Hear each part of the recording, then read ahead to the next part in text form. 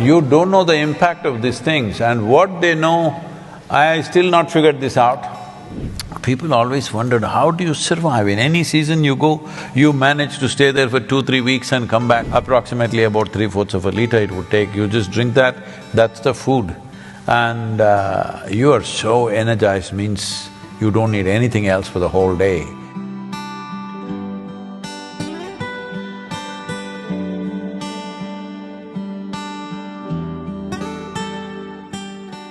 We have forgotten that soil is the greatest and the most complex and sophisticated living system, not on just the planet, in the universe.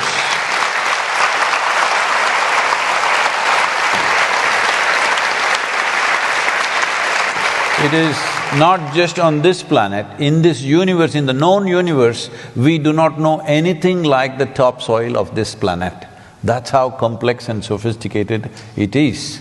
And it is fantastic partnerships between various species and how they function, and the whole chemistry of the planet is managed by them. But in many people call this as dirt. If that is dirt, you and me are dirt bags. Hello? Isn't it? So, unfortunately, we are treating living things as inanimate things. Even inanimate things need to be treated with respect, but unfortunately, living entities we are treating like this because somebody has put this idea in our head that every other creature is here only to serve the human beings. I have spent lots of time in the jungles of India. I have spent so much time observing all the different creatures, not just the big ones, the small ones, because the crickets, the grasshoppers, the ants, termites, you better know who they are because, I've been in the jungles, I've had close encounters with tigers, I have very close encounters with elephants, and the Indian wild buffalo is terror, but I've been very close around them. After all that, when you come out of the jungle after 2-3 weeks, the only thing you really remember is the insects. Really. You don't know the impact of these things, and what they know, I still not figured this out. They'll be going they'll be going exactly at… especially in the rainforest in the south, exactly at 2:30 in the morning, chuck, they'll stop. Within 30 seconds, another group starts off. They'll go on for hours. Every day, I'm just looking at the watch, exactly at 2:30 in the morning. What are they doing? They know something that you and me have not figured out, all right? I'm saying without a clock, without anything, they know time to the second. How? But they know. As the birds know how to, they got their own GPS, insects got their own time clock. And exactly they know, and if you just observe them, today is going to rain. I am there in the jungle without any equipment, except what I'm wearing, there's nothing else. So, rain is an important part because if it starts raining in these southern Indian jungles, it can rain for 3 days non-stop, okay? So you better find a place where your bones will get wet, it's like that. So if you just observe the insects, they are all preparing for the rain, nothing, no cloud in the sky.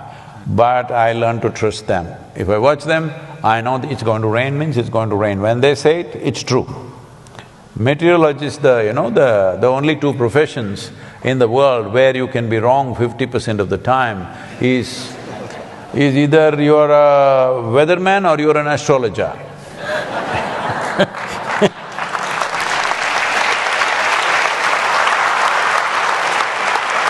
I heard that you guys are all soaked in honey.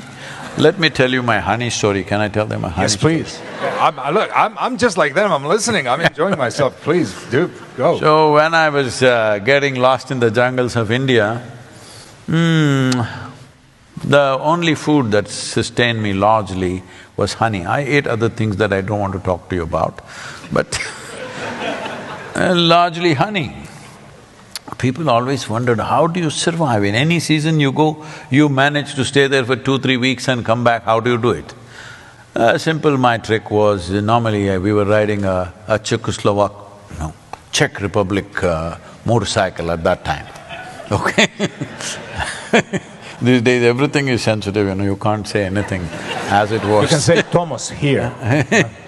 So, we were riding a Java or a SD, so it has a petrol tube. Normally you need 7–8 inches of petrol tube, but I always put extra, about 15–16 inches of petrol tube, because it gets hard, you can keep cutting it and putting it on. The rubber gets hard. And this is also for my honey, so when I park the motorcycle in the forest and cover it up with all branches and stuff, I pull off the petrol tube and put it in my pocket and go. So I climb up the tree and the hill, I don't know what kind of honeybees you have here, I have no experience of this. There we have what is called as black bees. They are this big, about 1.5 inches long, and honey is fantastic in the Western Ghats because the variety of vegetation there is probably like no other in the world. The number of species of plants there is like nothing else in the world. So, I go there and these huge hives, they built it on that kind of branch where the sloth bears cannot get. A sloth bear weighs approximately 70 to 85 kilograms. So, the bees are so smart, they will build it in a place where the bear cannot get to it. Just on that kind of branch, where the bear will not be able to go because the branch will bend. So I'm just around little over 70 kilograms. So I crawl up that, go close to it, stick my pipe into the hive and drink it up. I drink up about 3/4 of a liter of honey, and for the day I'm settled, So I just lived on honey for many weeks, and there are tribes called honey shepherds in India, they're called Jenukuruvas. So I went and lived with them, and they just live on honey.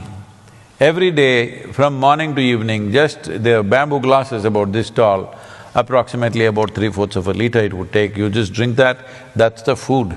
And you are so energized, means you don't need anything else for the whole day. You're climbing trees, you're doing all kinds of crazy things, but it takes care of you, 1 liter of honey. So I'm just telling you because I heard beekeeping is a big deal here.